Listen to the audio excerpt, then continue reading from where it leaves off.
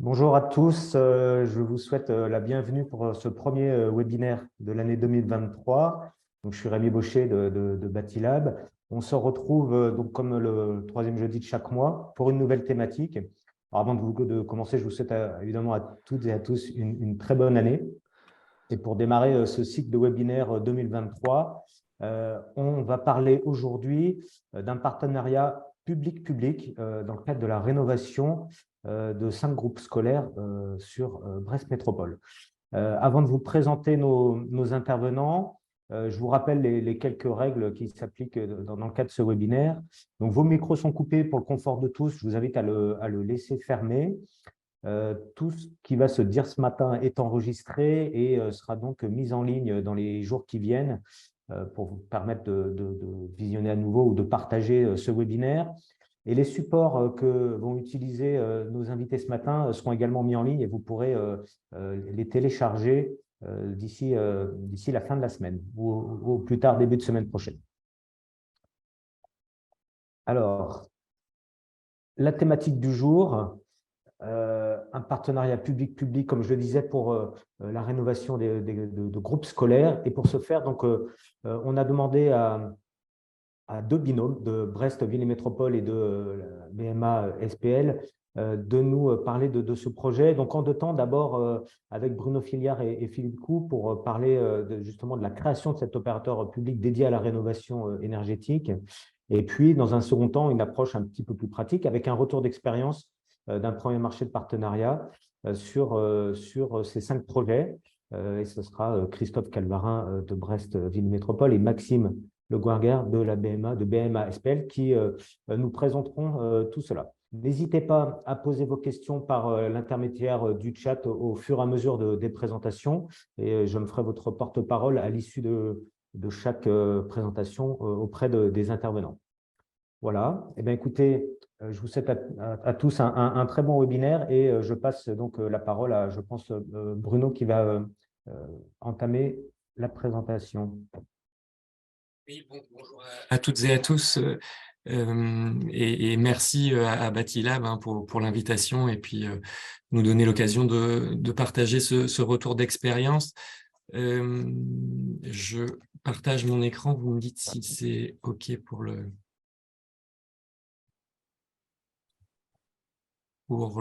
support, c'est bon pour vous? C'est parfait, merci Bruno. OK. Du coup, peut-être avant de rentrer dans le vif de la création et de la jeunesse de l'opérateur, juste quelques chiffres clés pour ceux qui connaîtraient pas un peu le territoire de Brest Métropole. Brest Métropole, c'est 8 communes, 212 000 habitants. Ville de Brest étant la plus grosse des communes de la métropole avec presque 144 000 habitants. Et qui rayonne, je dirais, au sein d'un bassin de vie plus large qui est celui du Pays de Brest, qui compte 7 EPCI, 89 communes, près de 400 000 habitants. Et puis, voilà, indiquer que par ailleurs, Brest Métropole est impliqué, enfin, a adopté un premier plan climat en 2012 et qui a été mis à jour en 2020 et par ailleurs a obtenu aussi le label Citergy Gold en 2019 ou 2020. Sur le patrimoine public, en quelques chiffres de Brest Métropole et Ville, pour avoir les ordres de grandeur, c'est 800 bâtiments, dont 700 gérés en régie. Ça représente à peu près 800 000 mètres carrés de biens, dont 600 000 qui sont gérés en régie. C'est pour vous donner les ordres de grandeur de l'ampleur du patrimoine dont nous disposons. Sur la gestion du patrimoine immobilier, on dispose au sein de l'organisation Brest Ville et Métropole qui sont, c'est une organisation complètement intégrée, les agents travaillant pour la ville et la métropole. On dispose de ressources humaines dédiées à la gestion du patrimoine immobilier qui est assez diffus dans l'organisation, qui se trouve à la fois dans les directions en charge des politiques publiques, la direction des sports, la direction de l'éducation, de la culture. Je dirais chacun a du personnel dédié à cela. Et puis, on a un certain nombre de directions ressources, comme dans beaucoup d'organisations, une direction patrimoine et logistique qui gère la maintenance du patrimoine, également une équipe de conduite d'opération pour porter un certain nombre de projets en maîtrise d'ouvrage interne, et puis des directions sur lesquelles on s'appuie, sur la direction de l'écologie urbaine sur les problématiques d'approvisionnement énergétique, et puis conseil en organisation et gestion par ailleurs. Voilà, tout ça pour vous dire que nous avons des compétences en interne et que on s'appuie maintenant désormais, et c'est un peu l'objet de cette présentation, sur un opérateur que nous avons créé, Brest Métropole Aménagement Société Publique Locale, donc BMA SPL, et donc on va revenir un petit peu sur cette genèse d'un opérateur de la rénovation énergétique du patrimoine public.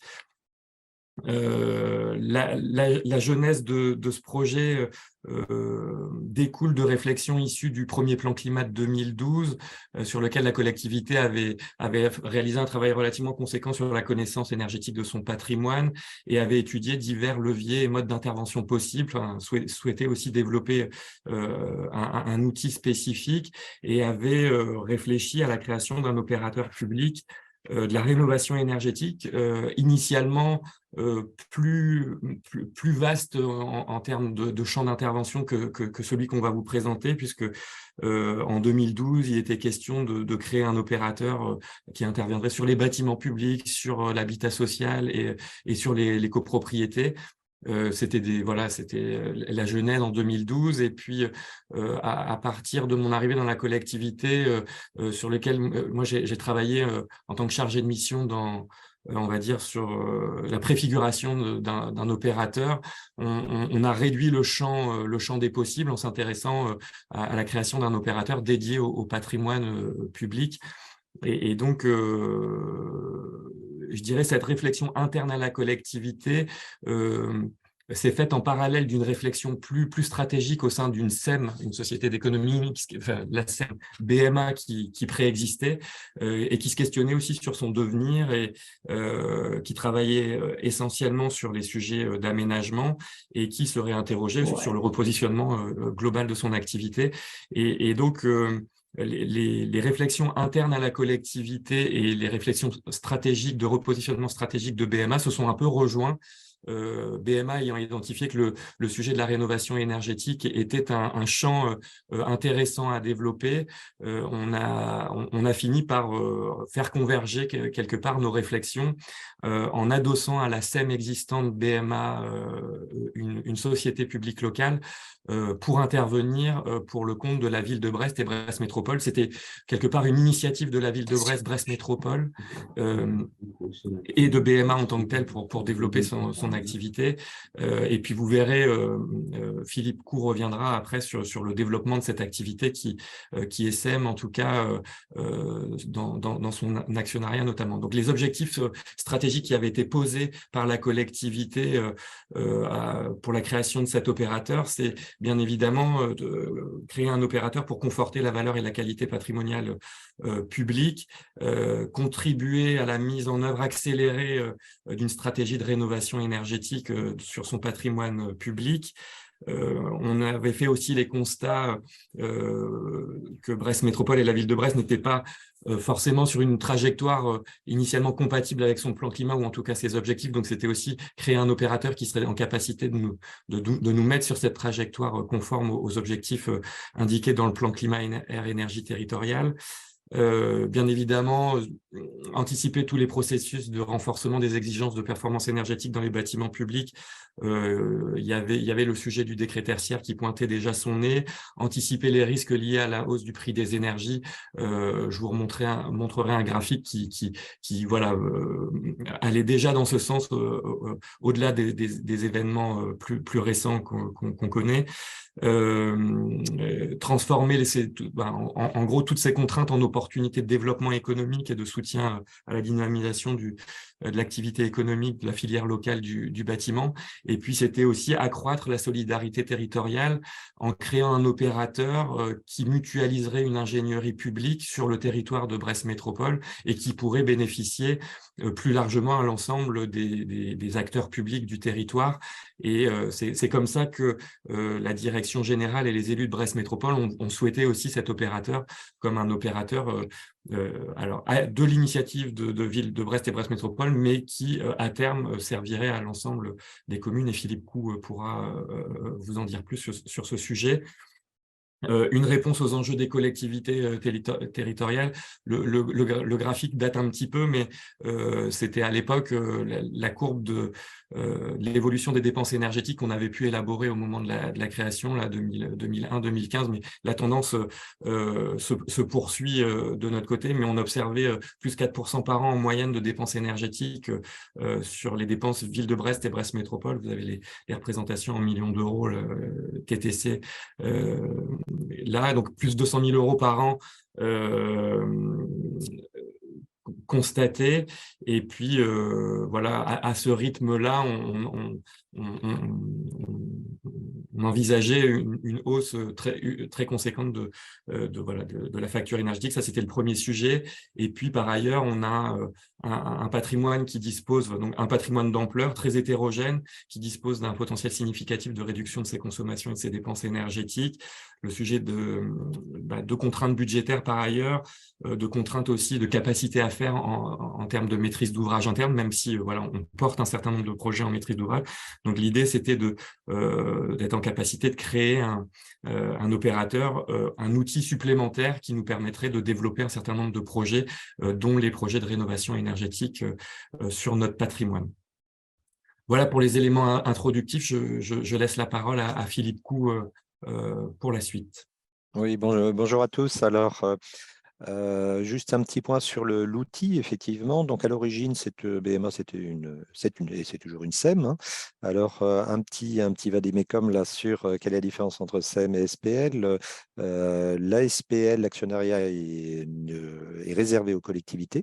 Voilà. Et une SPL ne peut travailler que pour ses actionnaires. Donc, la SPL n'est pas dans le domaine concurrentiel.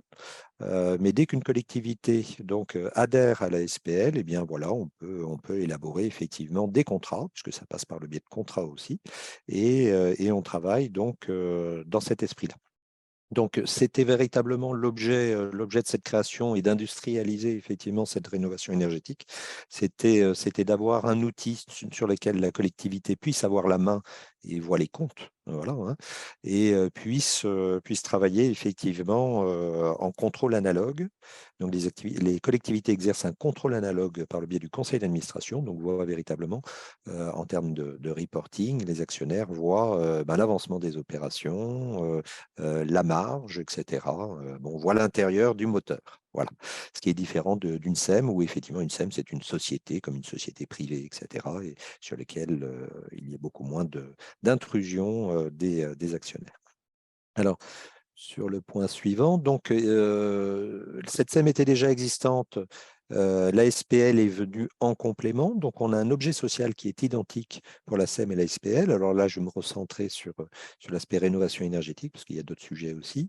Mais donc, c'est essentiellement donc, réaliser des études, des analyses, des schémas directeurs de manière générale sur le territoire et là sur la rénovation énergétique, de concevoir, étudier, concevoir, piloter toutes sortes de projets qui favorisent la transition énergétique.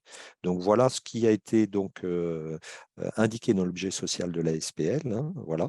Et ce qui nous permet aussi, on le verra sur des marchés plus particuliers qui sont les marchés de partenariat, d'assurer aussi l'exploitation technique et l'entretien, donc maintenance, entretien, exploitation de ces ouvrages et équipements qui nous sont confiés sur une certaine durée, on le verra tout à l'heure, puisqu'on parle de durée et d'engagement de performance sur les marchés de partenariat qui sont de l'ordre de 20 ans. Sur la capitalisation initiale, alors là, je vais revenir. Il y a une première image, c'était le début et où on en est. Donc, il y avait deux actionnaires à l'origine, Brest Métropole et la ville de Brest, pour un montant total d'une capitalisation de plus de 4 millions. C'est une capitalisation qui est importante, hein, très importante, qui n'était pas nécessaire si on fait que des opérations de mandat, de pilotage d'études, etc., voire de concession, hein, s'il y a des sujets concessifs. Mais dès qu'on aborde des marchés de partenariat sur lesquels il y a une prise de risque qui est importante, alors prise de risque pour la société, Donc là, on est obligé d'avoir une capitalisation. Capitalisation importante aussi qui nous permet, dans le cadre des marchés de partenariat, d'assurer donc le financement des opérations et donc d'obtenir effectivement des emprunts, tout simplement auprès des organismes bancaires. Donc on a actuellement deux modalités d'intégration. On a ce qu'on dit un ticket d'entrée. Non, juste un petit peu avant. Voilà. On a un ticket d'entrée de 1 000 euros, c'est-à-dire effectivement, une collectivité veut rentrer, etc. Elle est à prendre, voilà, elle prend un certain nombre d'actions qui représentent 1 000 euros, donc c'est un petit ticket d'entrée pour une collectivité et sur lequel on peut réaliser des études, des missions d'AMO, des missions de mandat. Et dès qu'elle envisage un marché de partenariat, là, on lui demande de monter au capital et à peu près, bon, après, il faut regarder la balance un petit peu générale d'opération, mais on atteint une montée au capital de 5% de l'opération en fait en propre qu'elle envisage. Donc, on se retrouve assez rapidement sur des montants qui n'ont rien à voir, qui peuvent être assez vite de 200 000, 500 000 euros, etc. Voilà. Alors, sur les modalités effectivement d'intervention, donc on a un petit peu la différente segmentation. Donc, soit on est au démarrage, on est sur des sujets d'accompagnement, soit des audits bâtimentaires, les scénarios d'investissement, les objectifs, le recalage du budget, du planning, etc. L'avantage de la SPL, c'est que, comment dirais-je, c'est un petit peu moins rigide que par le biais d'une SEM avec une consultation, etc. C'est-à-dire qu'on peut remonter beaucoup plus en amont au niveau de l'élaboration du besoin. Donc, ça peut être d'ailleurs des fragmentations, on y reviendra, mais on peut intervenir sur des diagnostics de bâtimentaires divers et variés d'encadrement. Et puis après, on décline effectivement la suite, c'est-à-dire la consultation des entreprises, maître d'œuvre ou pas, conception-réalisation ou pas, marché MPGP, quoi, marché global sur performance, par exemple. Le pilotage de ces opérations, comment dirais-je, la commercialisation, ça, ce n'est pas sur ces sujets-là.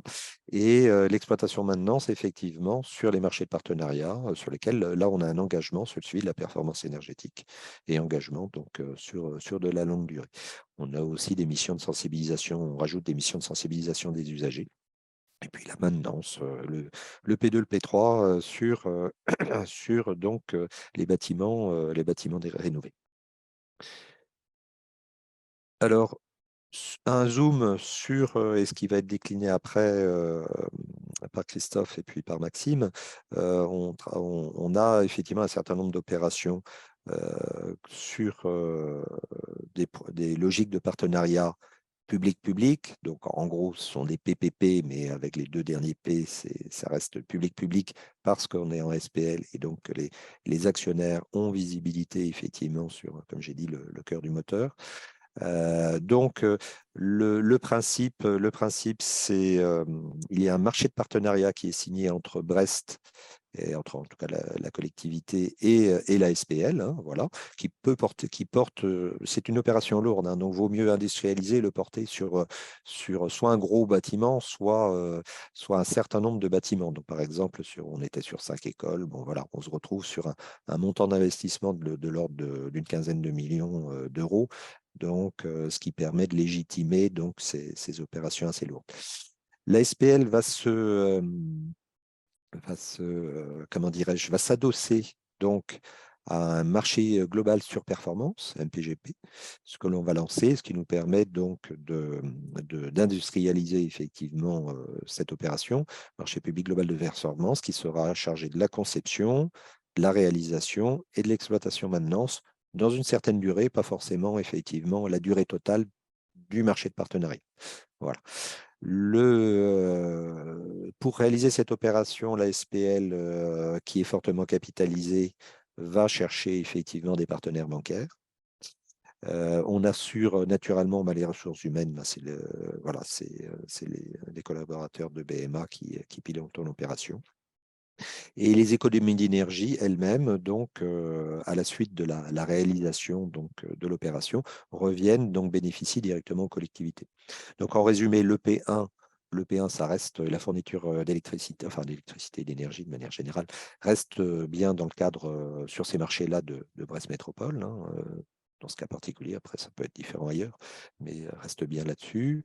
SPL donc assure directement l'engagement de performance énergétique sur une vingtaine d'années, puisqu'on se cale sur 20 ans à cause des contrats financiers.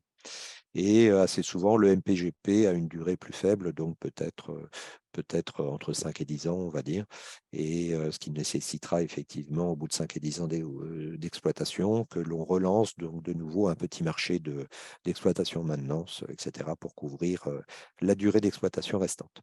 Donc voilà un petit peu le sujet un petit peu général, mais qui sera développé après. Alors, je vous ai dit ce qui était à l'époque, ce qui était en 2018 à peu près. Donc, où est-ce qu'on en est maintenant? Bien, de 2 collectivités, on est passé à 3 actionnaires qui ont une part importante. Voilà, donc Brest Métropole, Ville de Brest et aussi Gouesnou, qui nous a rejoint, pour lequel là, on fait un chantier d'école neuve. Voilà, donc sur un marché important, 11 millions d'euros d'investissement. On a 7 autres actionnaires qui nous ont rejoints pour capitalisation plus réduite, donc à 1 000 euros du ticket d'entrée. Donc, on a à la fois le conseil départemental du Finistère, 5 communes, et un EPCI, une communauté de communes du Pays des Abers. Donc, sur lesquels on a différents projets qui ne sont pas tous de la rénovation énergétique, mais majoritairement oui. Et à court terme, on a 6 autres actionnaires supplémentaires qui vont nous rejoindre. Il y a 5 communes et un EPCI en plus. Voilà. Donc voilà où on en est. Si on quelques exemples, voilà, je n'ai pas mis toute la liste, hein. Donc les marchés de partenariat qui sont en cours, si on prend à partir de haut la ville de Brest, les 5 écoles, on a terminé l'investissement, on est en phase d'exploitation. Donc voilà, pour Gouesnou, on va terminer la réalisation de l'école neuve là en mars. Voilà, donc c'est une opération qui, en termes d'investissement, en tout cas, se termine et on va basculer en exploitation à la rentrée, le temps que l'emménagement de l'école soit réalisé. Côté en marché de partenariat en prévision, donc on a plusieurs marchés. Donc on travaille avec Bruno et Christophe là sur un marché de rénovation sur 2 piscines. On a aussi donc un bâtiment, l'ex-cercle naval, enfin bon, un bâtiment important à rénover qui est en plein cœur de ville. Donc voilà. Et puis en mandat, donc on a travaillé sur différents mandats, donc rénovation d'une mairie pour la ville de Brest, conservatoire de musique et de danse, pareil pour la métropole là. Et on travaille actuellement sur d'autres types de rénovation, donc pour la ville de Brest sur un grand, ce qu'on appelle le pôle Vauban. C'est une opération importante d'une vingtaine de millions d'euros globalement, hein, sur démolition, reconstruction, rénovation d'écoles, crèches, patronage laïque. Voilà. Et on travaille aussi de la même manière sur un ensemble de bâtiments socioculturels et éducatifs pour lesquels on va lancer prochainement des diagnostics et dans l'idée de partir c'est entre 5 et 7 bâtiments à peu près, sur des mandats de rénovation. De manière un petit peu plus générale aussi, on a été éligible à une démarche acte 2 programme Sequoia sur des diagnostics énergétiques à réaliser sur 8 communes, je crois, au total. Et donc, qui est en train de se terminer. On aura le dernier comité de pilotage cet après-midi et donc un peu plus de 40 bâtiments ont été audités et diagnostiqués. L'idée, c'est on fait ces diagnostics et puis on voit effectivement comment après on passe sur la phase opérationnelle avec l'ensemble de ces agglomérations. Voilà. Merci beaucoup à vous deux. Alors, juste quelques précisions. Une première, c'est vraiment, je crois, sur l'avant-dernier support qu'a présenté Bruno, il y avait un graphique. La question concernait l'unité, ce qu'on parle là de consommation ou du prix de l'énergie. C'était bien en amont de cela. Au tout début. Ici. Voilà, je crois que c'était ici. Ouais. Oui. Et pardon, la question, c'était est-ce qu'on parle là d'une augmentation de la consommation ou du prix de l'énergie? Un peu des deux. C'est-à-dire que là, c'est les consommations énergétiques D'ailleurs, il y a don éclairage public, donc c'est à la fois Ville de Brest et Brest Métropole. La métropole se développant aussi par ailleurs.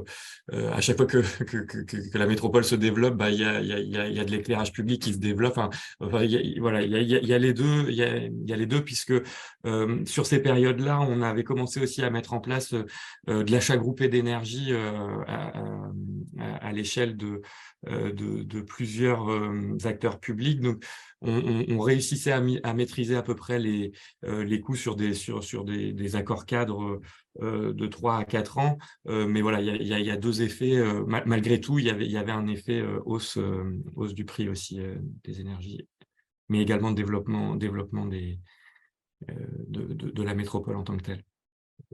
Merci. Alors, une question concernant Bruded. Est-ce que Brest ou Brest Métropole sont adhérentes de Bruded? Pas forcément. Non. Donc, la personne pose une question sur le fait qu'il y ait éventuellement une concurrence entre le montage qui a été présenté et Bruded. Alors, peut-être un petit peu difficile de répondre comme ça. Moi, de ce que je connais de Bruded, je n'ai pas forcément le sentiment qu'on soit tout à fait sur le même type d'accompagnement, hein. Mais il faudra peut-être aller leur poser directement la question. Et puis, une dernière question, est-ce que vous avez la volonté de valoriser l'éco-construction, notamment en matériaux biosourcés, les low-tech? Et est-ce que vous allez intégrer des dispositifs d'insertion dans la rénovation des bâtiments publics? Alors, des dispositifs d'insertion, oui, bien sûr, hein, puisque, enfin, en tout cas, dans ce cadre, à la fois, c'est une démarche générale qui est faite sur la métropole, hein. On a systématiquement, quels que soient les marchés, et pas particulièrement la rénovation énergétique, hein, on a systématiquement de l'insertion professionnelle, si c'est bien la question qui est posée, qui s'est faite. Dans ce cas particulier du marché de partenariat de 5 écoles, on a rajouté en plus donc un volet formation professionnelle, c'est-à-dire qu'on a défini un certain volume de formation professionnelle que devaient développer des entreprises. Donc, elles l'ont fait plutôt sur les menuiseries et de manière à former directement leurs collaborateurs sur le chantier. Voilà. Donc ça, c'était quelque chose qui était un petit peu nouveau pour nous et qui a très bien fonctionné. D'ailleurs, à l'inverse, enfin à l'inverse, ça va dans le sens, les entreprises nous ont été satisfaites de ce sujet-là, de cette disposition. Donc, on est en train de le repositionner sur d'autres projets. Sur les matériaux, oui, bien sûr, oui, voilà. Après, on est dans le cadre de marché de conception-réalisation, on n'est pas dans le cadre puisqu'on essaye d'industrialiser ceci. Donc, ça passe dans le discours, dans les obligations, effectivement, que l'on met, nous, dans nos contrats, mais après, dans la discussion que l'on a avec les concepteurs intégrés au groupement de conception-réalisation. Pour compléter ce que dit Philippe très rapidement, côté maîtrise d'ouvrage public, enfin Brest Métropole et Ville, sur ces sujets écomatériaux, ambition énergétique et environnementale, ça c'est plus un parallèle, mais on travaille sur l'élaboration d'une stratégie immobilière Ville de Brest et Brest Métropole, sur lesquelles jusqu'ici les doctrines sur ces sujets-là ne sont pas homogènes, je dirais, d'un projet à l'autre. Et c'est vrai que, en tout cas, côté maîtrise d'ouvrage public, on travaille à aussi un formalisme et au cadrage, en tout cas, de ces niveaux d'exigence qui vont vers ces ambitions-là. Voilà, pour aussi, lorsqu'on commande quelque chose notamment à BMA SPL, voilà, que ça soit sur la base d'une doctrine bien claire développée par la collectivité. Merci beaucoup pour ces éclairages. Je vous propose qu'on passe tout de suite à la deuxième partie et à l'aspect retour d'expérience en donnant la parole donc à Christophe Calvarin et Maxime Le Guarguer. C'est Christophe qui commence? Oui, c'est ça, oui. Ok.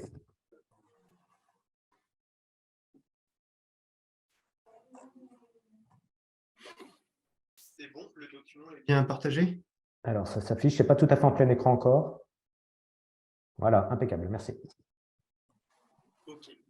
Alors, l'idée, c'est de vous présenter le retour d'expérience du premier marché de partenariat sur la partie rénovation, puisqu'on voit que la SPL a deux marchés de partenariat en ce moment, l'un pour une construction sur la commune de Gouesnou et l'autre pour la rénovation des 5 écoles de la ville de Brest. Donc, de la même manière que pour la première partie, on se partagera entre moi, donc, qui représente la métropole et la ville, et Maxime Le Guarguière, qui représente la SPL, pour présenter ce retour d'expérience. le sommaire est le suivant. On reviendra très rapidement sur le contexte historique, sachant que Philippe et Bruno ont quand même présenté les grandes lignes préalables à la constitution de ce marché de partenariat. Et on rentrera ensuite rapidement dans le vif du sujet pour rappeler les grandes lignes et le périmètre des opérations avec le programme de travaux et les objectifs qu'il y a derrière ce marché de partenariat.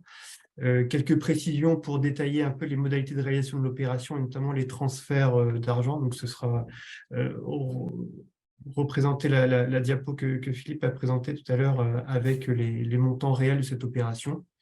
Et on reviendra sur quelques détails de réalisation par école et un point sur le suivi des objectifs, puisqu'on commence à avoir des résultats de suivi des consommations énergétiques, puisque certaines écoles sont en exploitation depuis 1 an et demi pour les plus anciennes. Donc, quelques étapes préalables à la constitution du marché. Donc, Philippe et Bruno nous ont présenté la constitution de l'opérateur public de BMA, donc, qui a été créé le 17 octobre 2017 au cours d'un conseil municipal. En préalable, il y avait des analyses multicritères qui avaient été réalisées sur les groupes scolaires de la ville pour identifier les bâtiments qui nécessitaient le plus des rénovations. Une fois que ce pool de bâtiments avait été identifié, il y en avait 8 de mémoire, ils ont bénéficié de diagnostics techniques et énergétiques.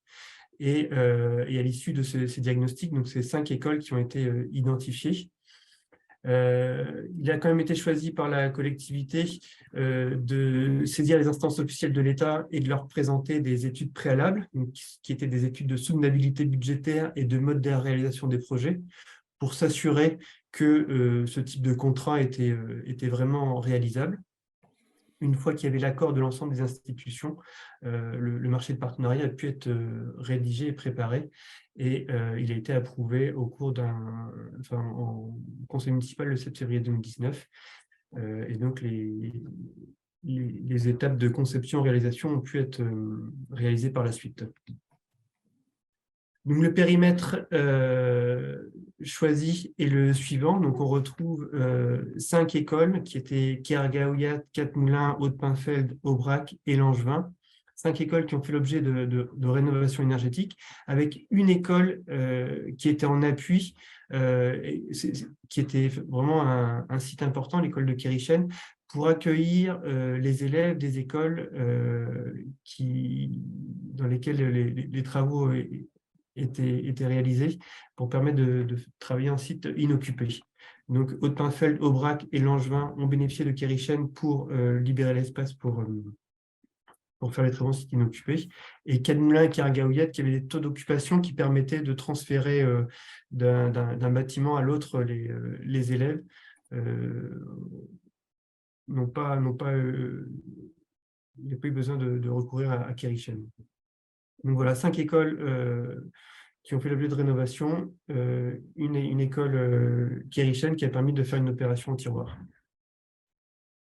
Je passe la parole à Maxime maintenant sur... Oui, bonjour à tous.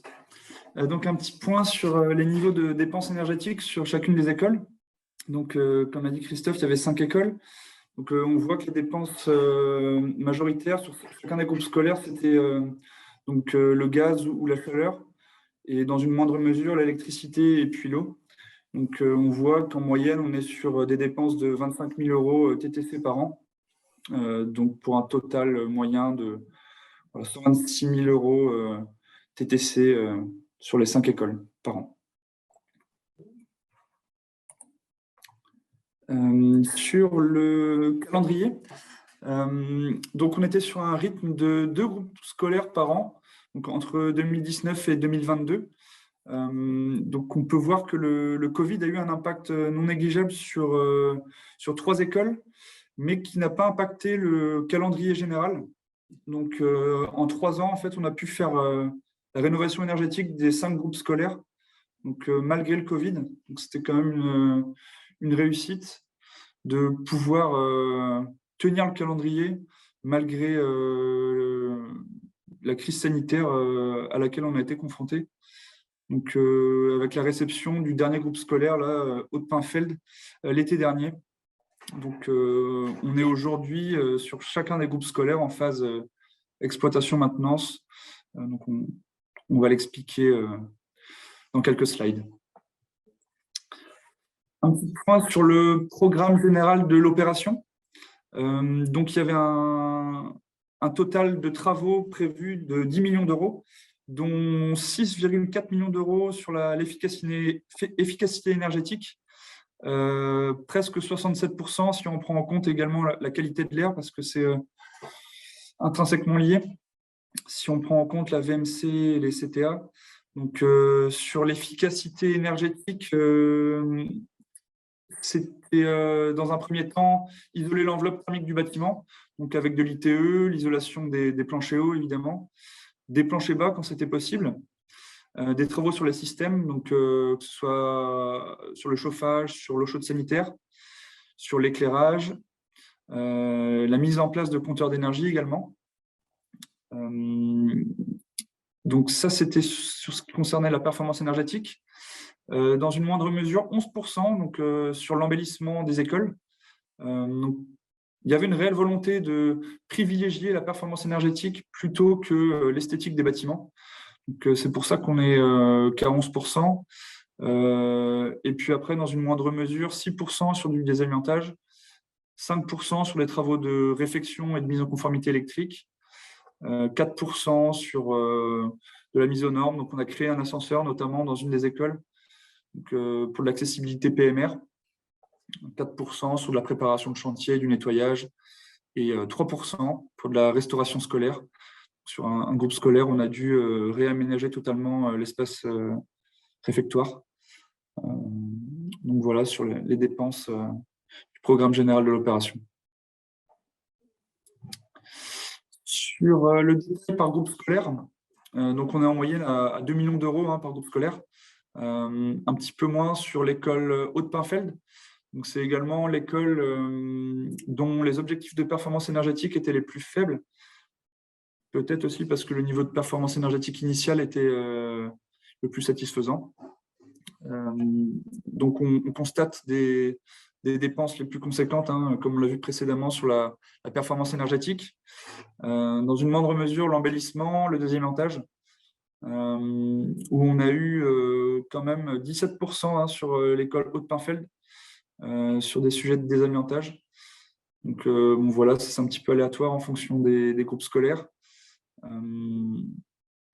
Et comme je l'ai dit, des travaux conséquents sur la restauration à Aubrac. On voit qu'on est à 15% sur cette école-là pour ce qui a été le réaménagement de la cuisine et de l'espace réfectoire.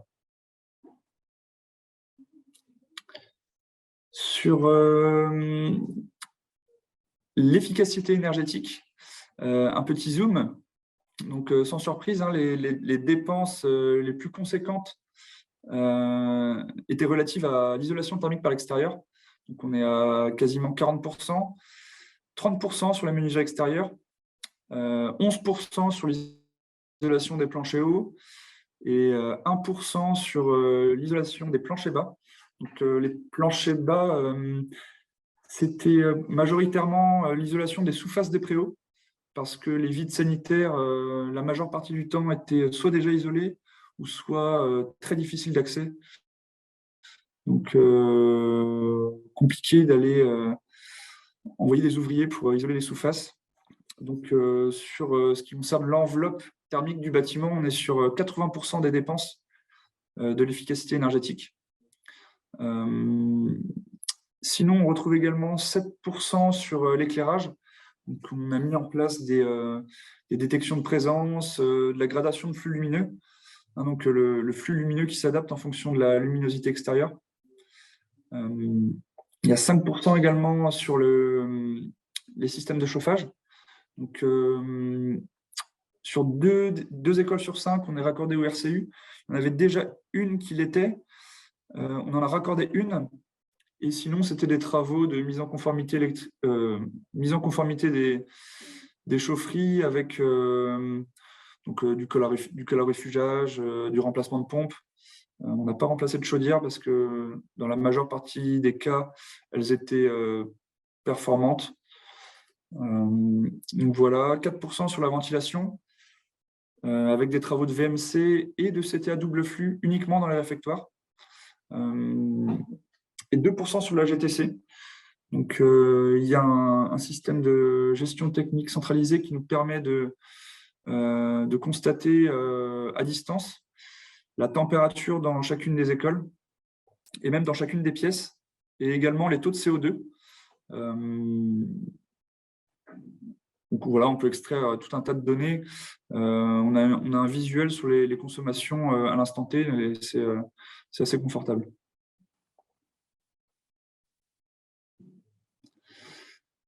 Sur les objectifs de performance énergétique, donc la particularité du contrat, comme l'ont évoqué Bruno et Philippe tout à l'heure, c'est qu'à la réception des travaux, le groupement n'est pas libéré de ses obligations. Ils doivent, sur un certain temps donné, donc nous c'est 10 ans en l'occurrence, garantir un certain niveau de performance énergétique. Donc, en moyenne, on est sur une réduction de 37% d'économie d'énergie finale. Donc, on raisonne bien d'énergie finale, hein, énergie sur facture, énergie réellement consommée. Donc sur 4 groupes scolaires, on est voilà, en pourcentage de réduction des consos. Donc 37% sur Karagaouiat, 37% sur Quatre-Moulins, 45% à Langevin et 26% à Haute-Pinfeld. Et à Aubrac, là, on a raisonné en valeur absolue. Donc, on doit atteindre un niveau seuil de performance énergétique de 42 kWh par mètre carré par an. On a raisonné en valeur absolue sur cette école-là parce qu'il y a eu un agrandissement, en fait. Donc, on ne pouvait pas raisonner en réduction de conso comme sur les autres écoles parce qu'on on augmentait la surface. On ne pouvait pas comparer la situation après travaux à celle d'avant les travaux.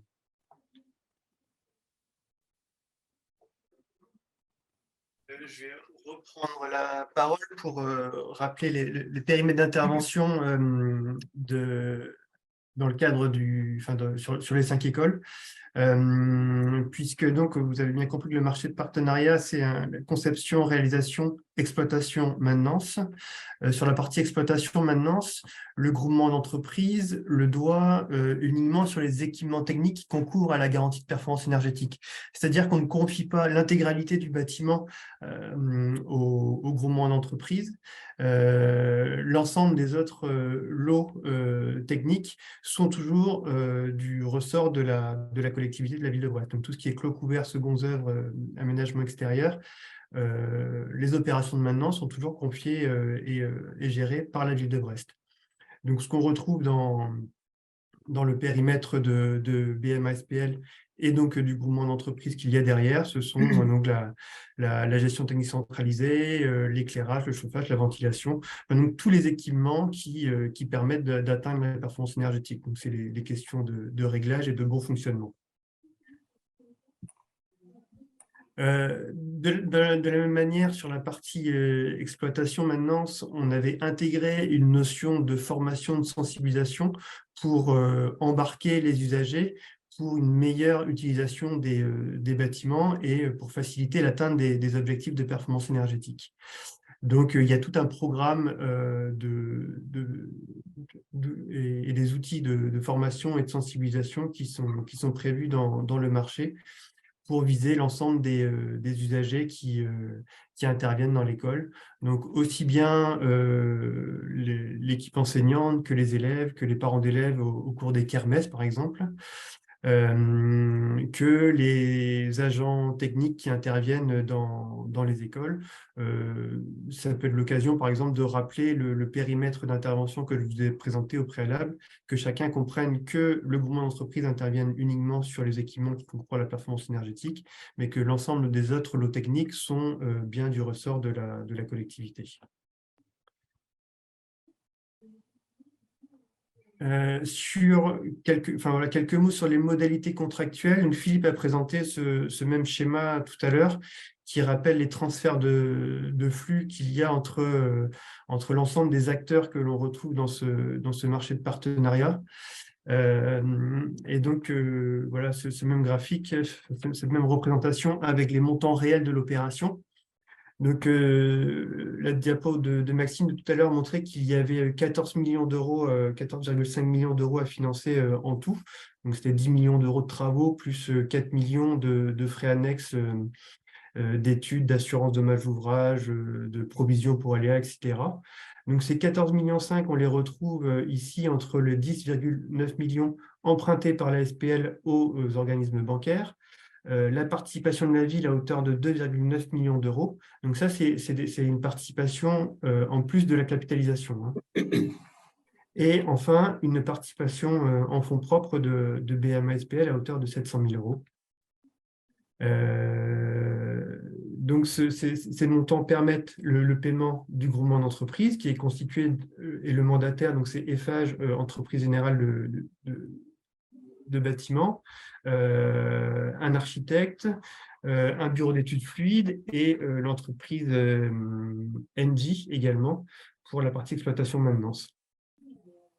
Dans ces relations contractuelles, il y a également, comme on le disait tout à l'heure, la garantie de performance énergétique qui est due par la SPL à la ville de Brest, qui permet 760 000 euros d'économie.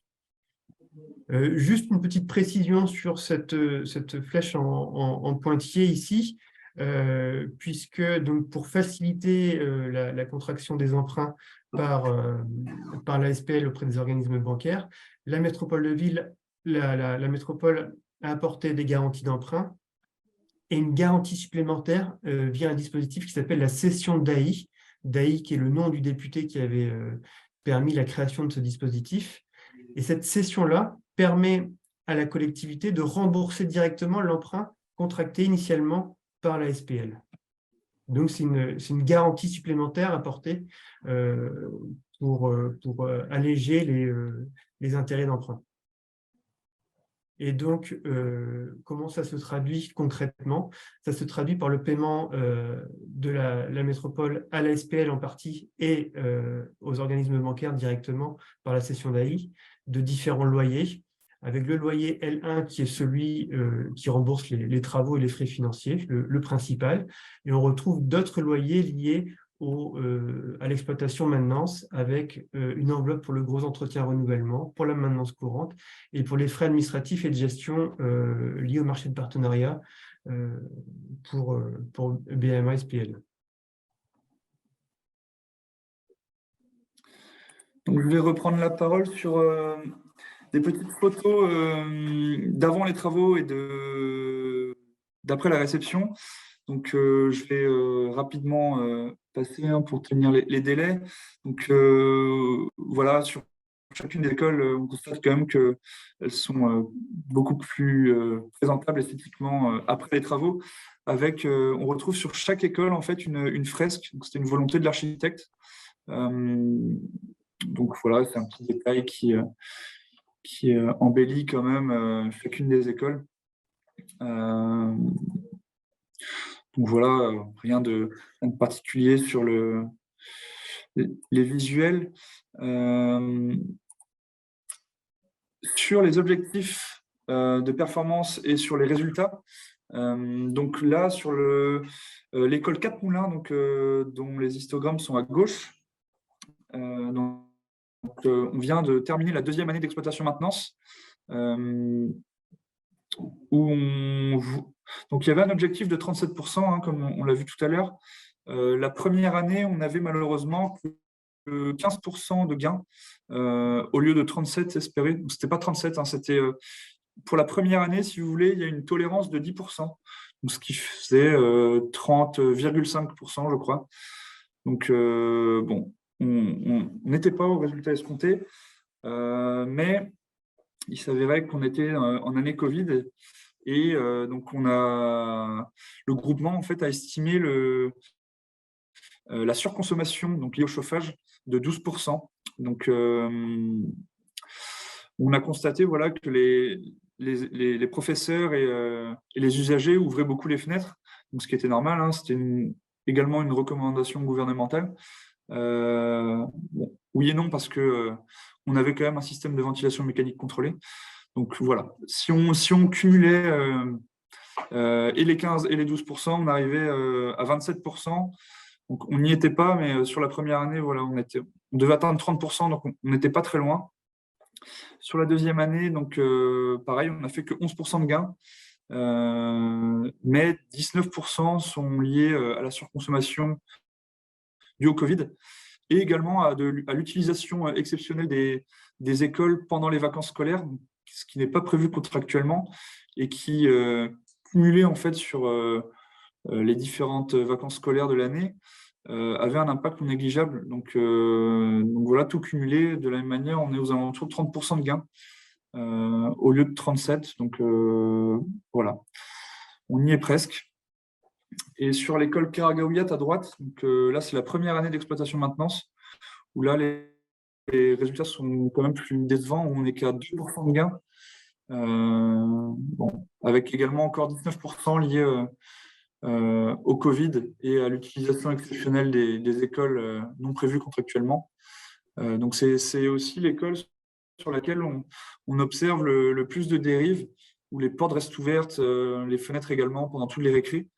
Donc, d'où la réelle importance en fait de la sensibilisation des usagers, hein, comme l'a évoqué Christophe tout à l'heure, de sensibiliser l'ensemble des occupants pour que justement ils comprennent dans quel but ont été faits les travaux et qui justement puissent participer et concourir justement à l'atteinte de la performance énergétique. Donc, il y a encore un travail à faire sur ce volet-là. Et sur la dernière école, sur l'école... ouais, donc, désolé, je suis passé rapidement. L'école Langevin et Haute-Pinfeld ont été récemment réceptionnées, donc on n'a pas de résultats à vous proposer aujourd'hui. Mais sur la dernière école, sur l'école Aubrac, donc on était sur des objectifs en performance, en valeur absolue. La première année, de la même manière, a été relativement décevante, où on était à 64 kWh par mètre carré par an, au lieu des 40 escomptés. Donc pareil, avec une légère incidence due au Covid. La deuxième année a été largement plus satisfaisante, où on a atteint les objectifs si on prend en compte le Covid et l'utilisation des écoles pendant les vacances. Voilà. Donc, on constate quand même que sur la première année, il y a tout un laps de temps où le groupement doit prendre en main ses installations et connaître en fait le fonctionnement des bâtiments avant que les choses puissent se mettre en place. Mais voilà, on est quand même assez optimiste pour la suite parce qu'on voit que quand tout le monde s'y met et quand la sensibilisation est également réalisée, les objectifs de performance sont largement atteignables. Donc voilà, sur cette nouvelle année d'exploitation maintenance, on espère atteindre les objectifs de performance sur chacune des écoles. Et très rapidement, une dernière diapo pour vous présenter tout l'intérêt de ce dispositif. On a cherché à comparer la courbe en jaune qui est les dépenses énergétiques que nous aurons à condition qu'on atteigne les performances énergétiques inscrites dans le marché de partenariat. Donc, on a la courbe jaune là qui nous permet d'avoir un niveau de consommation plus faible du fait d'avoir rénové rapidement 5 écoles. On voit qu'on baisse une première fois parce qu'on a rénové 3 groupes scolaires, puis une seconde fois avec les 2 derniers groupes scolaires. Ici, on a simulé aussi la hausse des coûts des énergies, puisqu'on a connaissance du coût de l'achat de l'électricité et du gaz pour 2023. Donc voilà, on aurait dû baisser un peu plus si jamais le coût de l'énergie s'était maintenu. Donc là, on augmente un peu. Donc on a comparé cette courbe jaune à une courbe qui serait la partie haute, qui était un peu les pratiques de la collectivité jusque-là, c'est-à-dire rénovation d'un groupe scolaire par mandat. Donc, ça nous donne un aperçu de ce que ça pourrait être les consommations d'énergie si on avait suivi cette cadence-là. Donc, on voit qu'on réduit légèrement à chacune de rénovation des écoles pour rejoindre finalement la même tendance à l'horizon 2046. Mais si on compare ce rythme de travaux, eh ben, ça nous permet de faire une économie de l'ordre de 1 million d'euros du fait d'avoir rénové plus rapidement les écoles. Donc l'intérêt de faire ce type de marché qui sont des grosses opérations groupées. Voilà, on en a terminé. Merci beaucoup, Bon, merci merci, beaucoup à tous les deux pour cette présentation. Alors, il nous reste à peine une minute pour quelques questions. Il y a plusieurs questions qui sont en lien avec le suivi, notamment des températures et des niveaux de CO2 dans les salles pour une optimisation. Est-ce qu'il y a des sondes qui ont été installées? Le tout, évidemment, dans un objectif de limiter les dérives que vous avez fait apparaître sur les consommations liées notamment à l'ouverture des fenêtres. Oui, tout à fait. Il y a une, bon, il y a une sonde extérieure, hein, donc on est sur des fonctionnements sur une loi d'eau.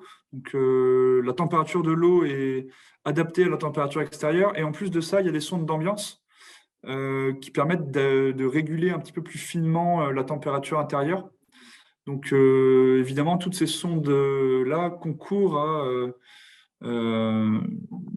au confort et à l'atteinte des températures de consigne escomptées. Donc on est sur des températures souhaitées de 19 degrés à l'intérieur. Et les taux de CO2, je ne les ai plus en tête, hein, on pourra les communiquer ultérieurement. Mais voilà. Donc, ils sont également mesurés. Donc, ça pourrait aussi être un outil d'aide à la sensibilisation des usagers pour… Oui, tout à fait, exactement. On va s'appuyer justement sur ces relevés-là pour sensibiliser les usagers, pour les inciter à moins ouvrir les fenêtres, notamment en ce qui concerne le taux de CO2. Merci. Alors, une toute dernière question concernant les aspects financiers. Vous avez présenté tout à l'heure, est-ce que vous avez, pardon, dans votre travail d'analyse, un coût moyen des travaux au mètre carré? Et question aussi sur l'économie, vous avez présenté un chiffre de 15 millions d'euros investis. Est-ce que c'était du hors-taxe ou du TTC, nous demande-t-on? Alors en fait, c'est pas tant, pardon, excusez-moi, c'est moi qui ai posé la question, Maxime Lécuyer, architecte, bonjour. C'est juste qu'il y a 15 millions d'euros d'investis, hors taxe TTC, c'est pas précisé. Il y a 0,75 millions TTC sur 20 ans d'économie. Donc je me pose la question de l'ACV, de ces réhabilitations effectuées, puisque finalement, c'est ça dont on parle, c'est de l'économie d'énergie. L'économie de facture, bien sûr, aussi, chaque année, mais c'est de l'économie d'énergie. On fait des économies de 37% et c'est convaincant, ça. Mais combien a coûté ces 15 millions d'euros, ces 10 millions de travaux? Qu'est-ce que ça a coûté comme énergie en comparaison à l'économie qu'on fait? C'est plus ça, la question. Oui, ça rejoint quand même excusez-moi, je réponds. Ça rejoint quand même un sujet, c'est-à-dire c'est un marché de rénovation énergétique, mais pas que. Voilà.